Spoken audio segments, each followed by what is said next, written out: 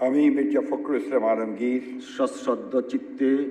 সশ্রদ্ধ চিত্তে শপথ বা দৃঢ়ভাবে ঘোষণা করিতেছি যে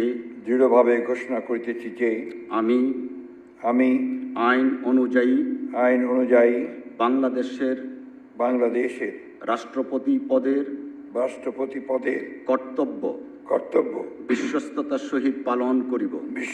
সহিত পালন করিব। আমি বাংলাদেশের প্রতি অকৃত্রিম বিশ্বাস ও আনুগত্য পোষণ করিব। আমি সংবিধানের রক্ষণ সমর্থন ও নিরাপত্তা বিধান করিব এবং আমি ভীতি বা অনুগ্রহ অনুরাগ বা বিরাগের বশবর্তী না হইয়া সকলের প্রতি আইন অনুযায়ী যথাবিহিত আচরণ করিব। ধন্যবাদ।